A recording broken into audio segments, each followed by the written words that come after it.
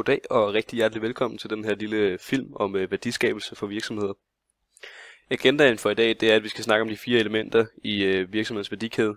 Så skal vi snakke om, hvad der sker inden for de enkelte elementer, og hvilke virksomheder man kunne sammenligne det med. Og så skal vi snakke om upstream og downstream aktiviteter. Så det første, vi skal snakke om, er altså de her 4 elementer. Og det første element hedder produktudvikling. Der skal hele tiden laves nye produkter for at skabe omsætning for virksomheden. For at kunden kan blive ved med at købe og holde sig opdateret, skal der skabes nye produkter, det er klart. Nye produkter og modernitet skaber værdi for kunden. Et virksomhedseksempel på det her, det kunne være Marabu, som hele tiden skaber nye produkter med nye smage. De laver for eksempel med Oreo og ja, de laver alt muligt spas, og det gør kunden føler, at de er meget eksperimenterende og moderne, og på den måde kan fremhæve sig selv ved at sige, at vi er med på beatet, og vi er nogle spændende mennesker, fordi vi prøver de her nye ting, og derfor kan de føle sig specielle, og det skaber en eller anden vis form for værdi for kunden, hvilket er det, Marabu selvfølgelig ønsker at opnå, fordi så bliver kunderne ved med at købe deres produkt. Det næste element, vi har, det er produktion. Og produktionen skal helst foregå så billigt og godt som muligt for at holde priserne nede og skabe gode varer til kunden, hvilket selvfølgelig er en klar værdi for kunden, at de varerne de køber de er gode og til en nogenlunde fornuftig pris. I nogle tilfælde vil kunder dog gerne prale med den her høje pris. Det kunne fx være hos et utroligt etableret brand som Apple. Kan vi se her. De bruger ligesom den her billige produktion i ulandene, men de sætter sig selv prisen helt vildt højt, hvilket betyder, at de har en kæmpe stor fortjeneste på deres produkter.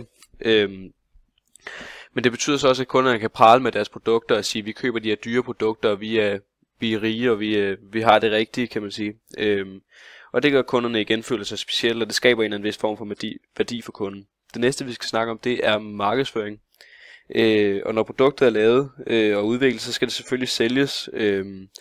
Men det, der ligesom er vigtigt for virksomheden, det er at gøre sig klart, hvordan kunderne skal få øjnene op for den her vare, og finde ud af, og virksomheden skal ligesom finde ud af, hvordan de får kunden narret på en eller anden måde til at tro, at de ikke kan leve uden det her produkt, fordi det har kommer til at have så høj værdi for dem. Det, der er vigtigt, det er, hvordan man vil appellere til kunden, og en virksomhed som Miele er rigtig dygtig til det. De appellerer til en kvalitetsbevidste husmor, som ligesom gerne vil kunne sende sine børn i skole med rent tøj, og på en eller anden måde også måske gerne vil prale over for veninderne og sige, min mand har faktisk råd til Miele. Hvis man nu tager det helt ned til de her klassiske kønsroller, hvor det ligesom er manden, der tjener pengene. Og man kan sige, der måske generalisere lidt, men det er man rigtig god til for reklameverdenen. Og det viser sig i 90% af tilfældene også at være rigtigt, hvis man generaliserer. Så er der selvfølgelig nogle eksempler, der træder udenfor, det vil der altid være. Og de er nok også nemmere at finde, i og med at man ikke skal søge så længe efter det, der træder udenfor, men mere det, der ligesom ligger inden for rammerne. Virksomheden Miele får folk til at føle sig gode, fordi de kan sende deres børn i skole med rent tøj, og de har det her rigtige produkt, der ligesom der er utrolig høj kvalitet. Det skaber ligesom værdi for kunden, fordi de har de rigtige produkter, kan man sige. Det sidste element, vi skal kigge på, det er salg og service. Og salg og service er klart det element, hvor man har mest kontakt med kunden. Og det der er vigtigt at gøre sig klart, det er, at det her salg det skal foregå online eller offline, og hvordan man sørger for, at produktet får mest værdi for kunden, skal man ligesom finde ud af. Virksomheden Elgiganten har gjort det, at de har lavet en know-how afdeling, hvor de ligesom hjælper kunden med at få den ultimative værdi. Så har Elgiganten også uddannet sælgere, som betyder, at de ved ligesom, hvad kunderne skal bruge. Og det medfører så klart, at kunden får det rigtige produkt, og at kunden får mere ud af det produkt, de har købt, hvilket selvfølgelig er en klar værdi for kunden. Så skal vi snakke om upstream. Upstream er de aktiviteter, der sker før produktet er produceret. Det vil altså sige, produktudvikling og produktion.